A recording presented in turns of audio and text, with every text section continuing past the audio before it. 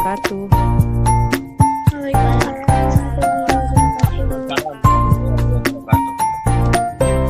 Senang sekali bisa bertemu kembali di pertemuan kedua di materi yang sama, di bab yang sama. Semoga semuanya sehat walafiat hari ini. Walaupun ada beberapa teman kalian masih terkendala jaringan, jadi sambil jalan pembelajaran, teman kalian ini berusaha masuk di Zoom meeting. Oke, sebelum ke materi pembelajaran, ada baiknya kita berdoa terlebih dahulu.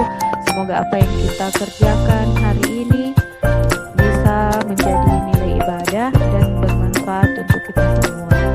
Jadi saya minta Siba Az-Zahra pimpin doa dulu temannya. Marilah kita bersama-sama berdoa sebelum memulai pelajaran. Doa dimulai.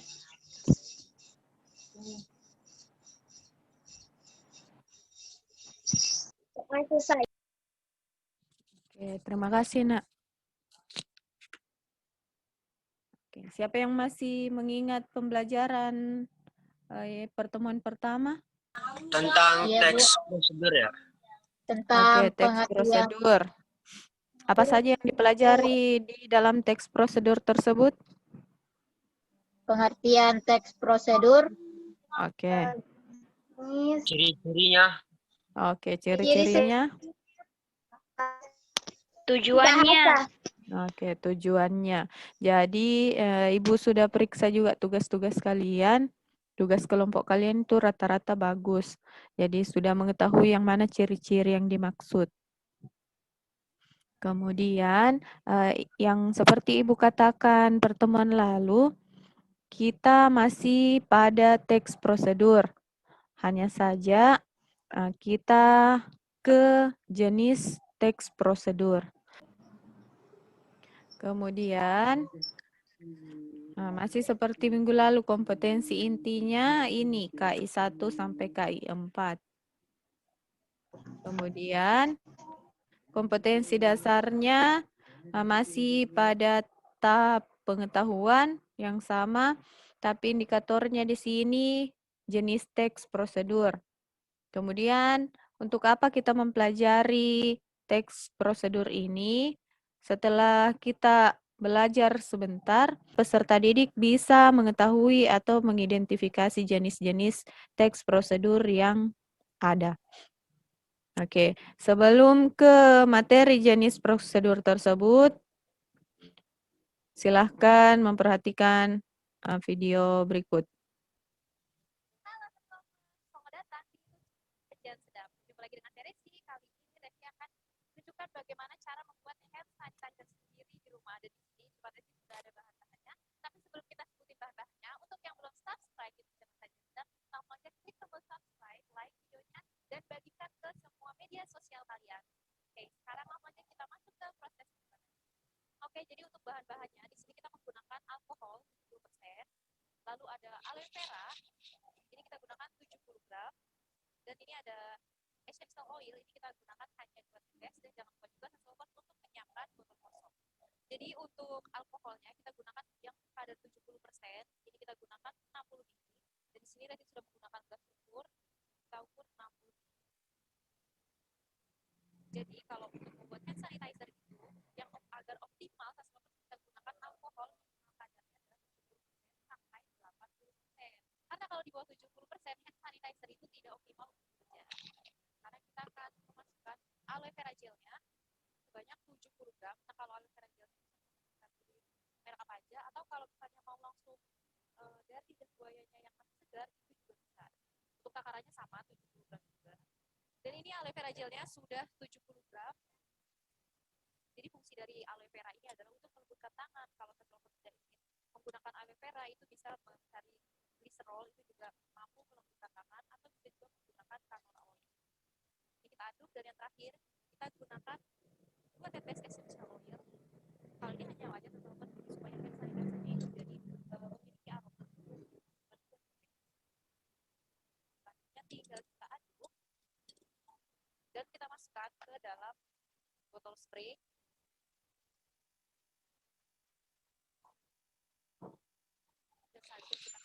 dan hand sanitizer sudah bisa digunakan. Dan ini hand sanitizer-nya sudah bisa digunakan Subscribers.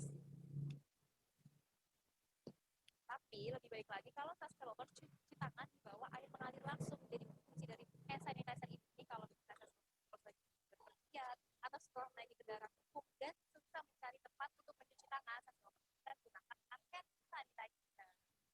Sekarang Subscribers sudah tahu kan bagaimana cara membuat hand sanitizer sendiri di rumah. Jangan lupa untuk dipraktekkan. Dan terima kasih untuk yang sudah menonton videonya dari awal sampai akhir. Jangan lupa untuk like, comment, share, dan subscribe YouTube channel Saja Sedap. Sampai bertemu di video-video lainnya. Bye-bye. Dikaitkan dengan pembelajaran lalu, tujuannya ini adalah memandu seseorang untuk bisa membuat sesuatu. Nah, jenis teks prosedur yang pertama itu adalah teks prosedur sederhana. Ini dari segi isinya. Teks prosedur sederhana yaitu memuat tahapan atau langkah-langkah yang tergolong sederhana. Langkah-langkah yang dipaparkan tidak banyak, bahkan mungkin hanya terdiri dari 2 atau 3 langkah saja. Nah, kita perhatikan contohnya. Nah, contohnya di sini Ibu berikan adalah cara memasak mie goreng instan. Jenis kedua, teks prosedur kompleks. Teks prosedur ini terdiri dari banyak langkah, bahkan terdapat sub langkah dalam setiap langkahnya. Nah, apa ini sub langkah? Ini berarti ada lagi penjelasan di dalam langkah yang disampaikan. Ada bagian kecil lagi yang disampaikan. Nah, kita lanjut ke contohnya. Contohnya di sini adalah prosedur membuat SIM C. Prosedur selanjutnya yaitu teks prosedur protokol. Jenis ketiga ini merupakan prosedur di mana langkah-langkahnya sangat sederhana dan mudah dipahami. Contohnya, di sini ada contoh prosedur membuat akun Twitter. Sekarang dari segi tujuan, tadi dari segi isi. Nah, segi tujuannya ada 3 jenis juga. Ada teks prosedur untuk memandu cara menggunakan atau memainkan suatu alat. Yang kedua, teks prosedur untuk memandu cara membuat sesuatu. Untuk yang ketiga, teks prosedur untuk memandu cara melakukan sebuah kegiatan. Kita kembali ke tayangan yang tadi. Kira-kira tayangan ini jenis prosedur yang mana? Silakan, siapa yang mau bicara? Teks prosedur cara membuat sesuatu, Bu. Nah, itu dari segi tujuan. Nah, kalau dari isi, ini termasuk prosedur apa? Teks prosedur protokol. Kenapa disebut protokol? Karena langkah-langkahnya sangat sederhana dan mudah dipahami.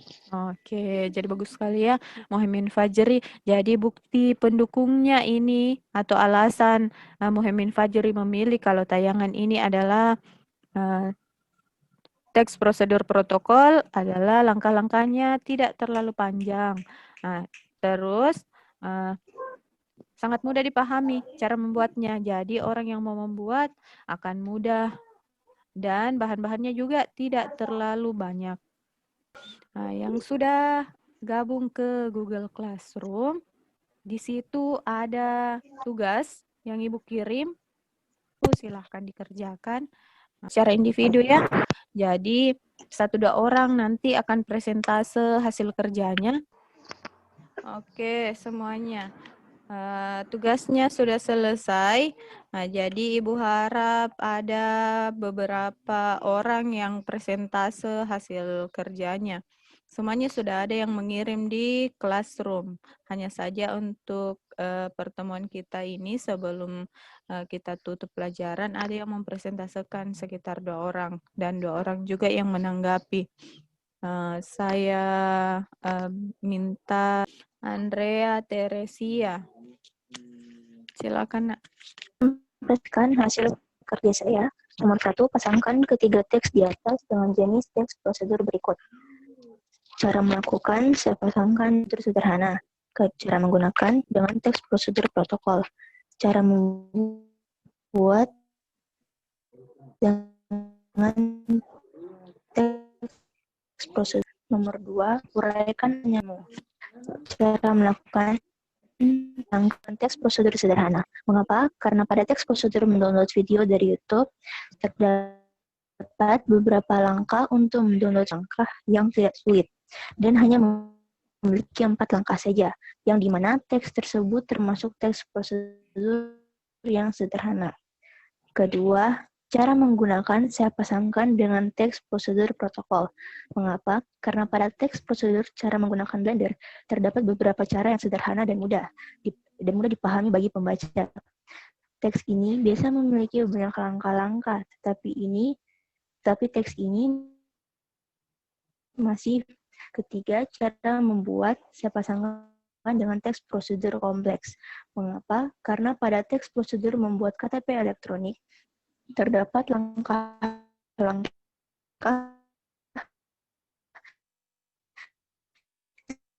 yang panjang dan bahkan sudah terlihat karena langkah-langkahnya yang panjang dan juga sangat berbeda dibandingkan teks yang lainnya. Demikian. Oke, Andrea. Ibu persilakan Sifa Zahra. Silakan, Nak.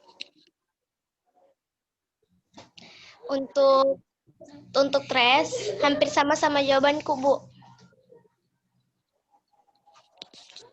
Sama. Jawaban nomor satunya, sisa alasan yang berbeda. Ya, Bu. Oke, terima kasih Siva. Siapa yang bisa menjelaskan kembali apa yang telah kita pelajari pada hari ini? Teks prosedur. Jenis-jenis teks prosedur. Jenis-jenis teks prosedur berdasarkan isi ada 3.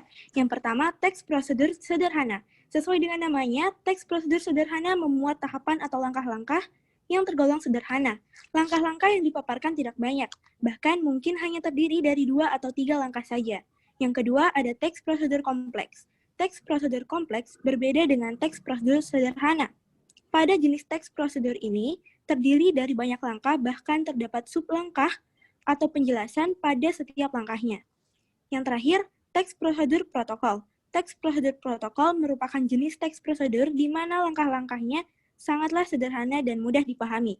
Berdasarkan tujuannya, teks prosedur juga dibagi menjadi 3 jenis, yaitu yang pertama ada teks prosedur untuk memandu cara menggunakan atau memainkan suatu alat. Yang kedua ada teks prosedur untuk memandu cara membuat sesuatu. Dan yang terakhir, teks prosedur untuk memandu cara melakukan sebuah kegiatan. Oke, untuk pembelajaran kita hari ini, Ibu ucapkan terima kasih.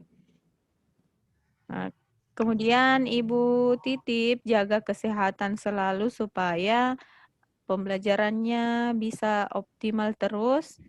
Jadi kita masih harus belajar dari rumah terus. Jika mau keluar rumah, terpaksa keluar rumah, ada sesuatu yang memang sangat penting untuk diurus di luar rumah, tetap jaga protokol kesehatan.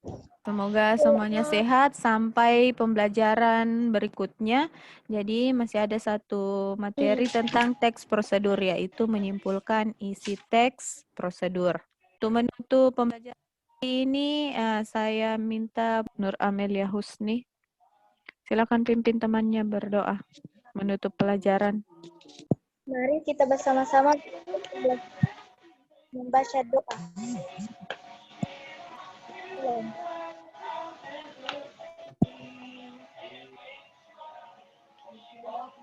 Oke, terima kasih Ibu ucapkan dan selamat beristirahat, jaga selalu kesehatan. Assalamualaikum warahmatullahi wabarakatuh.